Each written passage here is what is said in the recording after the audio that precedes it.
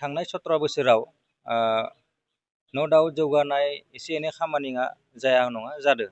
बियो बिथांमोना सरकार थायाब्लाबो बे खामानिया अट'मेटिकेलि जाखागौमोन थारमाने।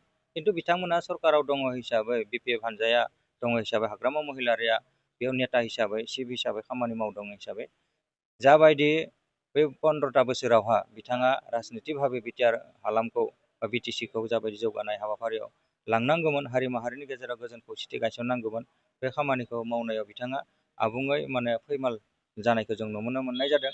आरो बिथांनि समावनो गोबां बिदा फंबायनि गेजेराव राजखान्थियारि फोथैलायनाय जाथायफोरा जालांदोंमोन आरो हारि माहारिनि गेजेराव गोबां दुखु मोनलायनाय बेबायदिनो गोबां दाङाबाजिफोर जादोंमोन, जायनिनो फिथाइ हिसाबै जोङो अबर' आफादफोरनि जोनोम जानाय बेफोर आफादफोरा बिथांनि समावनो जोनोम जादोंमोन।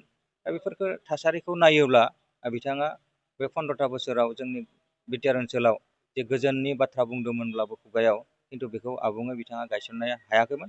आरो बेनिखायनो रायजो राजाया 2020 मायथाइयाव बिटिआर गोजोन गोरोबथाखौ गनायथि होनानै दिनै बिटिआर गोजोन गोरोबथानि गेजेरजों बे ओनसोलाव सान्थि गायसनबाय। आरो सान्थि गायसनग्रा गिबि मानसियानो गाहाय मानसियानो जाबाय लिडारा मानगोनां प्रमद बर'।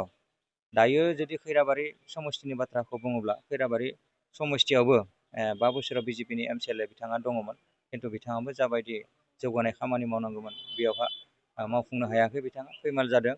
दा फैबाय थानाय समावहा प्रमद बर'नि जि मोनसे गोथार थांखि Bodoland model of politics, Bodoland model of पिस, बेबायदि कनसेप्टजों बिथाङा जि हाबाफारि दिनै लानानै खामानि मावबाय थादों, बे थासारिखौ दिनै रायजो राजाया मोजां मोनदों। आरो बे थासारिखौ रायजो राजाया फैबाय थानाय समावबो बिथांनि दैदेननायावनो बिटिआर सरकारखौ खुंजानायखौ लुगैयो आरो बिथांखौनो सासे दैदेनगिरि महरै मोननो हास्थायो। दा बेखायनो थांनाय समावहा BJP-नो BPF-नो भट होग्रा मानगोनां रायजो राजा बिथांमोनाबो बे बाराव बिथांमोननो भट होआ आरो बिथांमोननो भट होनायनि सोलाय दिनै UPPL-नि बिजाथिफोरखौ 40टा समस्तियावबो भट होनो थाखाय बिथांमोना गोसोआरि मोनसे थिरांथाखौ लादो। बे परिबेसखौ जोङो दिनै हमदांनो मोनदों। दा बेखायनो जेसेबां XAM जालांना थायाथों मानो खैराबारि समस्तियाव थांनाय दायो BJP-नि दखलावनो थायाथों मानो समस्तिया, दा बे हिसाबै दङमोनब्लाबो बा बेबायदि जानानै थांदोंमोनब्लाबो, खिन्थु दिनैनि तारिखआव UPPL राजखान्थि हिसाबै जों खैराबारि समस्तियाव दिनैबो 1 नम्बराव दङ, गोख्रोङै दङ। आरो फैबाय थानाय जोंनि बिसायख'थिया जिहेतु 22 तारिखै जागोन, 26 तारिख रिजाल्ट मोनगोन, बेयावबो जोंनिनो बिजाथिया गोबां भट लानानै देरहानो थांगासिनो दङ। आरो खैराबारि समस्तियाबो बै फैबाय थानाय 5 बोसोरावहा अक्ट'बरनिफ्राय गोदान सरकार जिहेतु जागोन, बेयावहा प्रमद बर'नि जि भिजन मिसन, दा बेखौ आबुं महर होनो थाखाय खैराबारिनिफ्रायबो डाइरेक्ट जोङो खामानि मावनायनि सासे दैदेनगिरि एज ए MCLA बा EMA जायखिजायानो जाथों मानो जोङो मोननो थांगासिनो दङ। दा बेखायनो रायजोआ सिद्धान्त लादो बिथांमोना फैबाय थानाय समाव UPPL राजखान्थि दोलोनोनो भट होगोन। बेखौ जोङो UPPL राजखान्थि हान्जानिफ्राय जोंहा मोनसे दृढ़ बिसास बे रायजो राजानि सायाव जोंहा फोथायनाय दं। दा जुजिनाया सोरजों BPF BJP? दा जुजिनाय कन्टेस्टनि बाथ्राखौथ' आं दिनैनि तारिखआव नुवाखै। दा दिनै इलेक्सन जागोन तारिखआ दिनैथ' 2 तारिख जाबाय, 22 तारिख 20 दिनसो दंबावो। दा 20 दिननि गेजेराव गोबां मा होनना बुंदों थासारिफोरा सिनारियेलफोरा पजिसनफोरा पार्टिफोरनि पजिसनफोरा इफाल जागोन। जों UPPL हिसाबै दा जि पजिसनाव दङ बेनिख्रुइ बांसिन इलेक्सन भट होजासिम माने जोंहा गोख्रोंसिन जाहैगोन। आरो जों गोख्रों जानाय लोगो लोगो गुबुन पार्टिफोरा निस्सय दुरबल जालांनांगोन। UPPL गोख्रों जानाय माने गुबुन पार्टिया दुरबल जानाय। दा बेखायनो दिनै BJP BPF-आ जि पजिसनाव दङ, सप्तासेनि उनाव 10 दिननि उनावहा बे पजिसना बिथांमोनहा हयथ' थाहैयाबो जानो हागौ।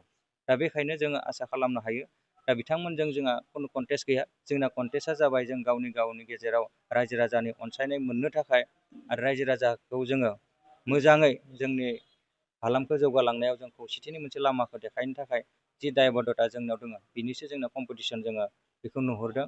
दा पार्टि हिसाबै केन्डिडेट हिसाबै बेबायदि कम्पिटिसन जागोनखौ नुवाखै।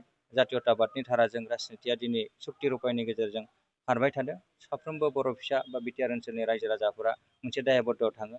बेखौ बे संग्रामनि गेजेरजोंनो गोबां जोंहा मुंख्लं जालांबाय। गोबां ओनसोला गोबां थासारिजों मोगा मोगि जानानै गोबां उनफिननानै थानो गोनां जाबाय।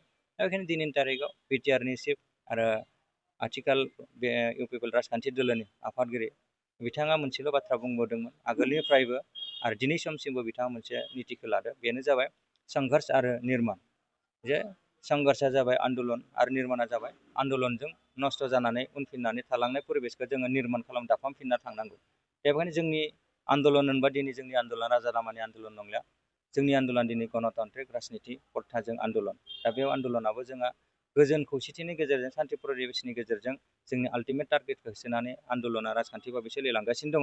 आरो एखे समावनो जोङो दिनै सरकार सालायनानै रायजो राजानि अभाब अभिजोग बे ओनसोलनि जौगानायनि थाखाय निर्माणाबो जागासिनो दङ। दा बेखायनो संघर्ष आरो निर्माण कनसेप्टजों दिनै जोंनि हालामा जौगानायनि मोनसे फारियाव थांगासिनो दङ। मोनसेबो खामानिया दिनै उनफिननानै गैया। फारफ्रोमबो बिथिङाव अलराउन्ड डेभेलपमेन्टनि लामाफोरखौ हाबाफारिफोरखौ दिनै फारि फारि मानगोनां प्रमद बर' बिथाङा गोबांथार मिशन भिजन लानायनि गेजेरजों आवगायलांगासिनो दङ। दा बेयावहा जोंबो खैराबारि हिसाबै बा बिटिआरबासि रायजो राजा हिसाबै जोङो बयबो आवगायलांनायनि मोनसे थासारिखौ नुदों आरो बेयो फैबाय थानाय समावहा बेयो मोगथां महर मोननो थांगासिनो दङ। आरो जोंनि भबिसतआ जोंनि इयुन जोलै जोंनि बर' जाथि जोंनि ओनसोलनि भबिसतआ मोजां बेखौ जोङो अरायसम नुहुरगासिनो दङ। बेखायनो गासैबो रायजो राजाया फैबाय थानाय समाव इउपिएल राजखान्थि दोलोनोनो प्रमद बर'खौनो चिफ बानायगोन, इउपिएल राजखान्थि दोलोनोनो ट्रेक्टरनि साखायाव भट होगोन बेखौसो आङो नुहुरदों।